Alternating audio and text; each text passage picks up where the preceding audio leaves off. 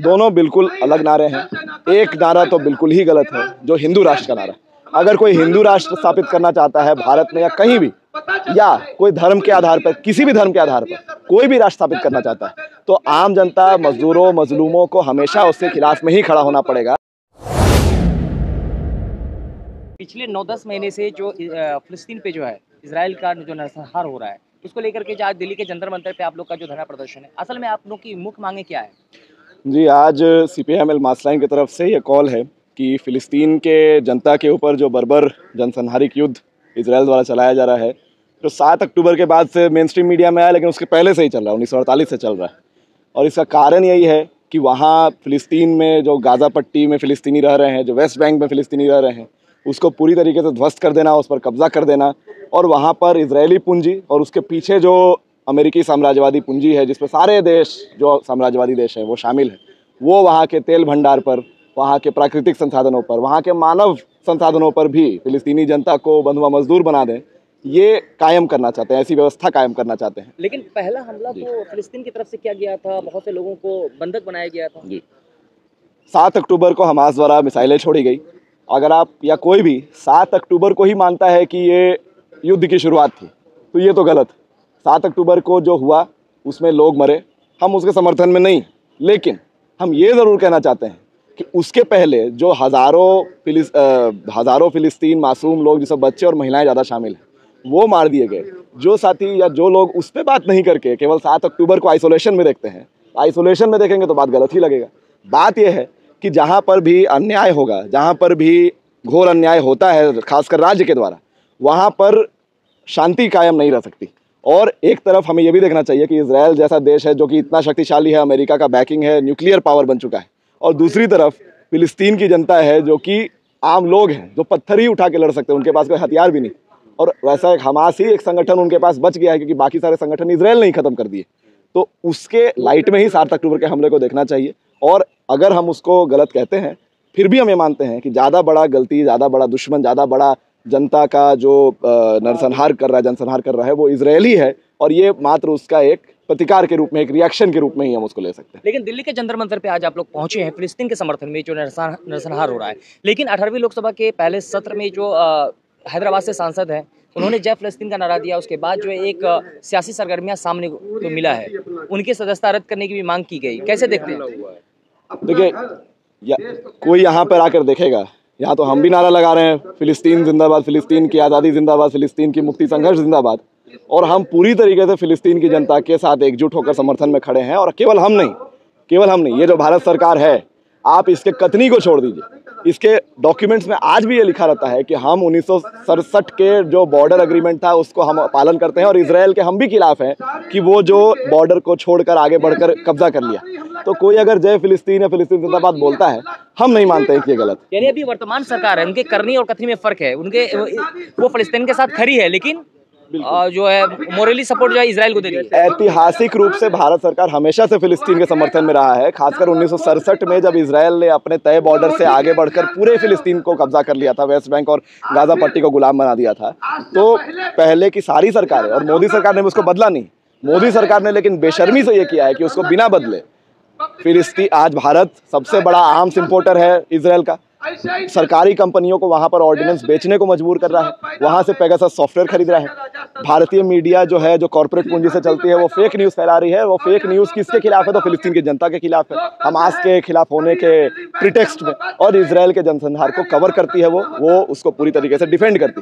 तो ये तो कथनी करनी में बिल्कुल फर्क है। और यहाँ पर मोदी सरकार की जो हिपोक्रेसी, और मोदी सरकार जो खुद मणिपुर में कर रही, जो खुद वो पूरे देश में करना चाहती, उससे उसकी एकता बनती है जो इजराइल की सरकार कर रही है। और ये एकता का भंडाफोड़ हमें करना है, और यही हम जंतर मंतर पे कर रहे हैं। असदुद्दीन ओवैसी ने जय फिलिस्तीन लगाया, उसके बाद जो जय हिंदू राष्ट्र के भी नारे लगे। दोनों नारे को आप कैसे देखते हैं? दोनों बिल्कुल अलग नारे हैं। एक नारा तो बिल्कुल ही गलत है, जो हिंदू राष्ट्र का नारा। अगर कोई हिंदू राष्ट्र स्थापित करना चाहता है भारत में या कहीं भी, या कोई धर्म के आधार पर, किसी भी धर्म के आधार पर कोई भी राष्ट्र स्थापित करना चाहता है, तो आम जनता, मजदूरों, मजलूमों को हमेशा उसके खिलाफ में ही खड़ा होना पड़ेगा। क्योंकि धर्म एक निजी मसला है, धर्म आस्था का मसला है। उसको जैसे ही आप राजनीति में लाते हैं, और केवल राजनीति में लाने की बात नहीं है, धर्म हमेशा से राजनीति में लाया जाता रहा है गलत तरीकों से। यहाँ पर उसको एक स्टेप आगे ले जाकर सीधे सीधे राज्य की पॉलिसी बना देने की बात की। इसका मतलब क्या है कि मुस्लिम नहीं रहेंगे, बाकी माइनॉरिटी नहीं रहेंगे, और रहेंगे तो सेकंड ग्रेड सिटीजन जैसे रहेंगे। जिस तरीके से इजराइल बोलता है कि ठीक है फिलिस्तीन रहें, लेकिन सेकंड ग्रेड सिटीजन के रूप में रहें, उनको कम वेतन मिलेगा, उनके अधिकार नहीं रहेंगे, क्या वही वो स्थापित करना चाहते हैं भारत में हिंदू राष्ट्र बोल के? तो हम पूरी तरीके से हिंदू राष्ट्र की अवधारणा का विरोध करते हैं। हम किसी धर्म के खिलाफ नहीं, हम किसी भी धर्म को मानने वाले लोगों के खिलाफ नहीं है, बल्कि हम ही वो लोग हैं, आम जनता, मजदूर वर्ग वो लोग हैं जो धार्मिक स्वतंत्रता के लिए भी लड़ता है। अगर किसी एक धर्म द्वारा दूसरे धर्म पर बर्बरता होती है, तो हम अगर यहाँ पर मुसलमानों के पक्ष में लड़ते हैं, तो हमारे ही जैसे लाल झंडा उठाने वाले लोग बांग्लादेश में हिंदुओं के पक्ष में लड़ते हैं जब हिंदुओं पर कुछ दिक्कत आती है तो। और ये जो सारे शासक हैं जो धर्म के आधार पर अपनी राजनीति करते हैं, ये यहाँ पर तो बोलते हैं हिंदू राष्ट्र, और जब आर्म्स एग्रीमेंट और ट्रेड एग्रीमेंट करना होता है तो उनको सऊदी अरेबिया जैसे कट्टरपंथी देशों से कोई दिक्कत नहीं होती है एग्रीमेंट करने में।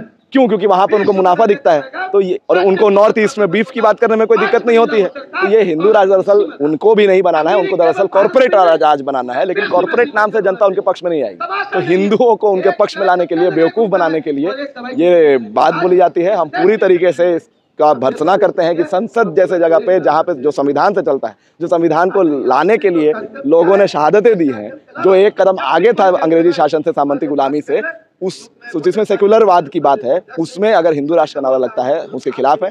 फिलिस्तीन का नारा को उससे इक्वेट करना भी गलत है, क्योंकि फिलिस्तीन की जनता का संघर्ष किसी धर्म के आधार पर नहीं है, वो जो उनके जालिम है उससे मुक्ति के लिए, उनकी जो राष्ट्रीयता है उसको वापस से स्थापित करने के लिए लड़ाई है। और ये लड़ाई कहीं भी होगी, किसी भी तबके द्वारा, हम उसका समर्थन करेंगे, चाहे भारत में हो चाहे विदेश में हो। और अगर कोई हिंदू राष्ट्र या किसी भी धर्म का राष्ट्र बनाने की बात करेगा तो हम उसके विरोध में रहेंगे, चाहे भारत में हो चाहे किसी भी देश में हो। लेकिन गांव माता के नाम पे जो है कहा जाता है कि गांव हमारी माता है, लेकिन गोवा में जो है धड़ल्ले से जो है जो बीफ लोग खाते हैं, वहाँ बैन की बात नहीं, कोई भी हिंदूवादी संगठन भी नहीं उठाती है। तो क्या लगता है किस तरह से मतलब इसको देखते हैं? यही बात मैं कहना भी चाह रहा हूँ कि जैसे आज आप बीफ एक्सपोर्ट ले लीजिए, सबसे ज़्यादा बीफ एक्सपोर्टिंग कंपनी जो भारत में है सब हिंदुओं द्वारा चलाई जा रही है। नाम वो मुसलमान वाला नाम रख लेते हैं, इस्लामिक नाम रख लेते हैं, सब हिंदू धर्म के लोगों द्वारा चलाया जा रहा है। दूसरी बात, इलेक्टोरल बॉन्ड में जो खुलासा हुआ, ज़्यादातर कई सारे बीफ एक्सपोर्टिंग कंपनी ने भी मोदी सरकार को फंडिंग दी है, तो उनसे फंडिंग लेने में कोई दिक्कत नहीं होती है। तीसरी बात, नॉर्थ ईस्ट में, आपने गोवा कहा, मैं तो नॉर्थ ईस्ट की बात भी बोलता हूँ, वहाँ पर तो खुलेआम वहाँ के लोग ये बोलते हैं, बीजेपी के लोग, कि वहाँ हम बीफ की बात नहीं कर सकते। तो ये क्या है? ये तो सिर्फ साफ सी बात हो जाती है कि जहाँ पर उनको मुनाफा दिखता है, चाहे पैसे का चाहे सीट्स का, इलेक्टोरल, वहाँ दोनों ही तरफ वो लोग को कोई दिक्कत नहीं होती है बात करने में, मतलब उनके ही एजेंडा के खिलाफ में। लेकिन जहाँ पर उनको वोट पाना होता है, पूंजी पानी होती है, वहाँ पर वो हिंदू होना भूल जाते हैं, वहाँ पर वो हिंदू राष्ट्र की बात, बीफ की बात छोड़ देते हैं। वहाँ पर उनको केवल ये ज़रूरी हो जाता है कि क्या एजेंडा किन लोगों को अपने तरफ मोड़ने में, जनता को बांटने में, जनता के संघर्षों को तोड़ने में जरूरी हो। यानी सत्ता के लिए सब कुछ हो रहा है, सत्ता के लिए, पूंजी के लिए, पैसे के लिए, मुनाफे के लिए सब कुछ है।